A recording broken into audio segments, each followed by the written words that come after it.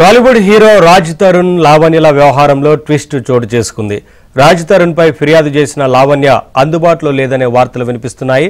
రాజ్ తరుణ్ పై ఫిర్యాదులకు సంబంధించిన సాక్ష్యాధారాలను సమర్పించాలంటూ పంపించిన నోటీసులకు లావణ్య నుంచి ఎటువంటి స్పందన రాలేదని తెలుస్తోంది. లావణ్య అందుబాటులోకి రాలేదని పోలీసు వర్గాలు చెబుతున్నాయి. సాయంత్రం వరకు చూసి తప్పుడు ఫిర్యాదుగా పరిగణిస్తామంటున్నారు పోలీసులు.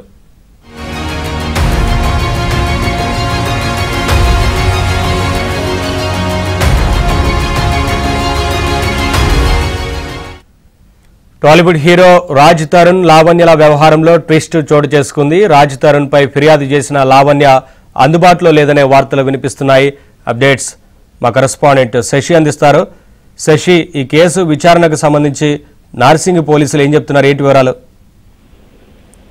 రాజ్ తరుణ్ పై లావణ్య అనే యువతి పోలీసులకు ఫిర్యాదు చేసింది. దీనివల్ల పోలీసులు విచారణ చేస్తున్నారు. అయితే తను లైంగికంగా వేధించాడు, 11 సంవత్సరాల పాటు తనతో ఉన్నాడు. అయితే ప్రజెంట్ ఇప్పుడు రాజ్ తరుణ్ మోసం చేశాడంటూ ఆ లావణ్య అనే యువతి నార్సింగ్ పోలీసులకు ఫిర్యాదు చేసింది. అయితే ఫిర్యాదుకు సంబంధించినటువంటి కేసు ఇప్పటి వరకు కూడా నార్సింగ్ పోలీసులు నమోదు చేయలేదు, ఎఫ్ఐఆర్ నమోదు చేయలేదు. కేసుకు సంబంధించినటువంటి ప్రాథమిక ఆధారాలు ఇవ్వాలంటూ నార్సింగ్ పోలీసులు లావణ్యను కోరారు. అయితే ఇప్పటి వరకు కూడా లావణ్య ఇటు పోలీసులకు అందుబాటులోకి రానటువంటి పరిస్థితి అయితే ఉంది. అయితే లావణ్యకు 91 CRPC కింద నోటీసులు జారీ చేసినట్టుగా తెలుస్తోంది.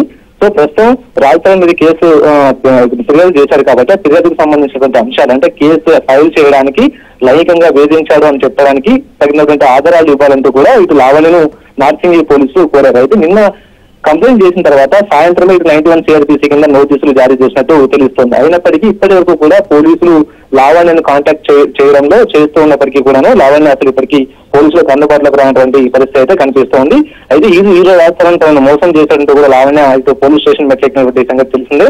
11 ఏళ్లతో పాటు తనతో రిలేషన్ లో ఉన్నటువంటి రాజ్ తరుణ్ ఇప్పుడు వేరే ఒక హీరోయిన్ మోజులో పడి తనను నిర్లక్ష్యం చేస్తూ ఉన్నాడు. తనను పెళ్లి చేసుకున్నప్పటికీ కూడా మోసం చేశాడంటూ ఆమె చెప్తూ ఉంది. గతంలో గుళ్ళో తమ పెళ్లి చేసుకున్నామంటూ కూడా ఇటు లావణ్య చెబుతూ ఉంది. అయితే కేసు వెనక్కి తీసుకోవాలంటూ కూడా ఇప్పటికే బెదిరింపులు రావడంతో పాటు మరోవైపు తన స్నేహితులు కూడా తనను బెదిరిస్తున్నారు. ఇంతకుముందు డ్రగ్స్ కేసులో కూడా రాజ్ తరుణ్ తనను స్వయంగా ఇరికించాడంటూ కూడా ఆమె పలు ఆరోపణలు చేసినటువంటి నేపథ్యం ఉంది. సో ఫిర్యాదు అయితే చేసింది కానీ పోలీసులు ఈ అంశం మీద ఎఫ్ఐఆర్ నమోదు చేయలేదు. ఆమె ఇచ్చినటువంటి ప్రాథమిక ఆధారాల ఆధారంగా ఈ కేసు నమోదు చేసేటటువంటి అవకాశం అయితే ఉంటుంది. ఒకవేళ ఈ 91 CRPCకి లావణ్య స్పందించకపోతే, ఒకవేళ పోలీసులకు అందుబాటులోకి రాకపోతే ఆమె ఫిర్యాదు డిస్పోజ్ అయ్యేటటువంటి అవకాశం అయితే ఉంది. మొత్తానికి లావణ్య అందుబాటులోకి వస్తేనే ఇటు మోసానికి సంబంధించినటువంటి సమాచారం ఇస్తే తప్ప కేసు ఫైల్ అయ్యే అవకాశం అయితే కనిపించదు.